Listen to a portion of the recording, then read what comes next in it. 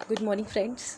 और मेरी ये सेकेंड वीडियो मैं जो सीरीज़ में वीडियो सीरीज़ बना रही थी, कैसे how to make a environment at home. ये मेरी इसकी दूसरी वीडियो है। और बट ये वीडियो थोड़ी सी अलग है। पहले तो आपका mental preparation, second thing which is very necessary in ससुराल, that is your what, your mother in law. Husband ज़रूरी है, मैंने वीडियो बनाई थी और उस चीज़ को लेके कि कैसे उनको कन्विंस किया जाए। और but second thing which is very necessary about your mother in law, जिसको बोलते हैं ना माँ, सेकेंड मदर। आप बट आपको ये सिर्फ ऐसा हो सकता है भाई कि वो आपके फेवर में ना हो आपकी स्टडी में, दैट इज़ वेरी ऑब्वियस। ऐसा होता भी है जनरली, बिकॉज ज़रूर नहीं कि हमेशा खैर मेरी मैं आपको अपनी मदर इन लॉ से ज़रूर मिलवाऊँगी। एंड मैं ज़रूर कहूँगी, मैं गॉड को थैंक्स कहना चाहूँगी कि मेरी लाइफ में मदर का सपोर्ट बहुत ज़्यादा है। एक तो मेरी मम्मी, जिसने मुझे हमेशा सपोर्ट किया है मेरी स्टडी को लेकर के, चाहे मेरी शादी जल्दी हो गई हो। बट सेकेंड थिंग, मेरी यहाँ पे आके मेरी सासू माँ, जिस तरह से घर पे भी मतलब वो मेरा सपोर्ट करती हैं और मेरी पढ़ाई को लेके, दैट इज़ मैं बहुत थैंकफुल इस बात को लेकर के। लेकिन मैं ये बताना चाहूँगी कि हमेशा शुरुआत से ऐसी चीज़ें नहीं होती हैं, चीज़ें बदली। शुरुआत में थोड़ी कंडीशन अलग थी, होनी भी चाहिए भाई। वो आपके मन की बात को कैसे जाने कि आप रियली कुछ करना चाहते हो, उनको कैसे पता? आप बताओगे तब ना। तो वही चीज़ मेरे साथ भी हुआ। शुरुआत में तो भाई वो नॉर्मल बहू, आप बहू हो, उम्मीदें हैं, हज़ारों उम्मीदें हैं, पूरी करनी है।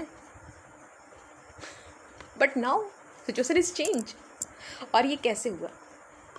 ये चेंज होगा your connection, that would be your heart to heart connection.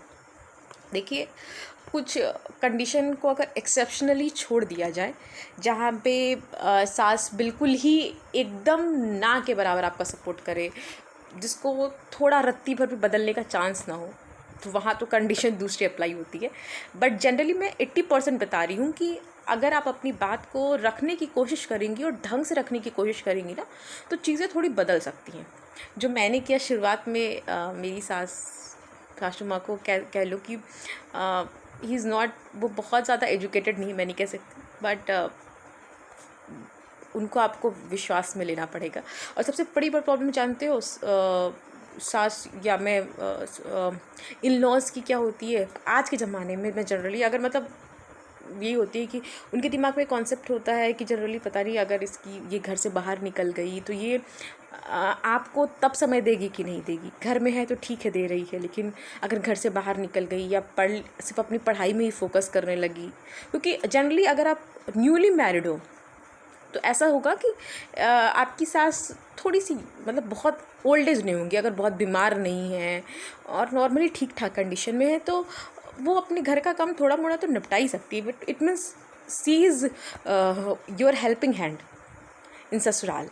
और आपको यही समझना है, बहुत अच्छे से समझना है कि हस्बैंड को आप कन्विंस कर सकते हो, हस्बैंड एग्री हो सकते हैं, बट जो हेल्पिंग हैंड है आपके ससुराल में और जिनके शांत रहने से आप अपनी पढ़ाई को बिल्कुल कंसंट्रेशन के साथ कर सकते हो, वो है आपकी सासू माँ। बिकॉज़ अगर जैसे कि अगर मान लो कि आपका उनके साथ संबंध अच्छा नहीं है, अगर आप पढ़ने के लिए बैठ रहे हो, सुबह बैठे पढ़ने के लिए, टेंशन में बैठ रहे हो और वो बाहर कुछ काम कर रही हैं, घर में माहौल बहुत टेंशन का है और वो काम कर रही हैं, आप पढ़ भी रहे हो, तो आपका मन लगेगा? पढ़ने बिल्कुल नहीं लगेगा। आपका दिमाग में लगेगा आप गए बाहर, सब लोग बाहर मुंह बनाया हुआ है तो आपका दिमाग तो जितना पढ़ा है बाहर जाके वैसे ही सब निकल जाएगा तो जाहिर सी बात है, तो आप अपनी पढ़ाई पे फोकस कर पाओगे? बिल्कुल नहीं। बिकॉज़ आपको अगर अपनी स्टडी करनी है तो आप जब पढ़ के बाहर निकलो भी तो माहौल बिल्कुल हल्का फुल्का हंसी मजाक वाला रहे, शांत रहे। तो इसके लिए तो सबसे पहली चीज़ जो आपको कनेक्शन बनाना पड़ेगा वो किससे? आपके सासू मॉम से। Yes, if you are living in a joint family, I don't say मैं जॉइंट फैमिली तो नहीं कह सकती, मतलब सास ससुर के साथ रह रहे हो आप, तब वो चीज़, अगर मान लो सास ससुर बीच बीच में भी आ रहे हैं, ऐसा भी हो सकता है। आप कहीं बाहर रह रहे हो बट आना जाना रहता है, ऐसा भी हो सकता है। बहुत सी कंडीशन है। तो उन सारी चीज़ों के लिए आपको अपनी मदर इन लॉ से रिलेशनशिप अच्छे करने पड़ेंगे। और मोस्ट इम्पॉर्टेंट थिंग, आपको उनको अपने विश्वास में लेना पड़ेगा कि नहीं मम्मी, अगर मान लो कि मैं सेलेक्ट हो जाती हूँ तो मैं जो कुछ भी करूँगी उसमें आपका भी बहुत बड़ा योगदान है। और उसको आप उनको ये चीज़ जताना बहुत ज़रूरी होता है। उनसे बैठ के बातचीत करो। अगर उनके मन में थोड़ा रत्ती भर भी शक, बार बार शक आता है, सबसे बड़ी नई नई शादी होती है तो सबसे बड़ी समस्या तो यही होती है कि पता नहीं ये मेरे बाद में करेगी कि नहीं, बुढ़ापे में करेगी कि नहीं, बाहर निकलेगी तो करेगी कि नहीं। 50 प्रकार की बातें होती है ना, 10 तरह के लोग 10 तरह की बातें करते, अरे ये नहीं करेगी, अरे बहू के बाहर छोड़ दे तो कहाँ तो हर सेवा करी। 50 प्रकार की बातें होती हैं। तो इन चीज़ों को समझना पड़ेगा कि जो विश्वास में लेना बहुत ज़रूरी है। विश्वास में लेने के लिए आपको उनके साथ बैठ के बात करना पड़ेगा अपनी स्टडी को लेकर के, और ये चीज़ समझाना पड़ेगा कि मम्मी अगर मैं ऐसा हो गई, अगर मैं इस तरह से हो गई, एक ड्रीम दिखाना पड़ेगा। क्या होता है ना कि शादी के बाद आपको कुछ ड्रीम्स खुद देखने पड़ते हैं तो कुछ ड्रीम्स दिखाने भी पड़ते हैं। तो उनको ड्रीम्स दिखाना होगा कि मम्मी अगर मैं सेलेक्ट हो गई तो मैं आपको ऐसे ऐसे कर सकती हूँ, मैं इस घर की ग्रोथ के लिए ऐसे काम कर सकती हूँ। और बाद में अगर उनको इनसिक्योरिटी आ रही कि उनकी सेवा कैसी होगी तो आप बता सकते हो कि मम्मी हेल्पिंग के लिए हम लोग कोई किसी को लगवा सकते हैं। हम और ये दोनों, मतलब आप और आपके हस्बैंड दोनों लोग इस तरीके से मैनेज कर सकते हैं। कुल मिला के आपको उनको कहते हैं ना कि अपने खेमे में लेना पड़ेगा। और अपने खेमे में लेने के लिए आपको उनसे बहुत हार्ट टू हार्ट कांटेक्ट और आशा दिलाना पड़ेगा, विश्वास दिलाना पड़ेगा। और ये दिखाने की सबसे ज़रूरी चीज़ होती है, देखो ये सारी चीज़ें अचानक से नहीं होती हैं। आपको उनके साथ बैठ के, जब कोई ना रहे तो आपको उनके साथ बैठ के बात करना पड़ेगा। कभी बैठ करके की सेवा कर दीजिए, थोड़ी सी, बहुत ज़रूरी है, थोड़ी सेवा कर दीजिए, विश्वास दिलाइए कि आप उनकी वाकई लड़की है।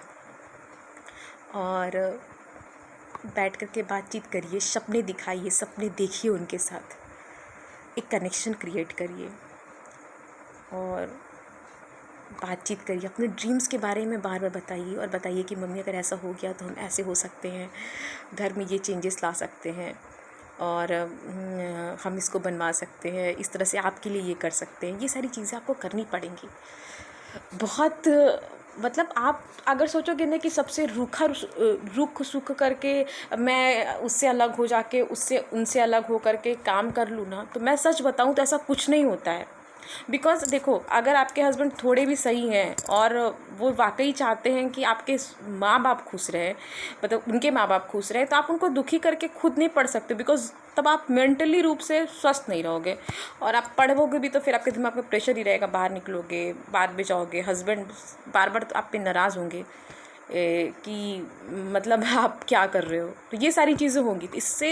तो ये सारी चीज़ें मैंने देखा है कि अगर मान लो पढ़ाई के लिए आप हस्बैंड के साथ कहीं बाहर भी निकल गए तो बाद में क्या होगा, चीज़ें कंडीशन और वर्स्ट हो जाती हैं। तो ऐसा नहीं करना है, आपको एक तालमेल क्रिएट करना। तालमेल क्रिएट करके बैठ के बातचीत करिए, ड्रीम्स दिखाइए, उनके साथ ड्रीम्स देखिए, अपने ड्रीम्स को उनको बताइए। और धीरे धीरे करते हुए आपके ड्रीम्स कब उनके हो जाएंगे आपको पता ही नहीं चलेगा।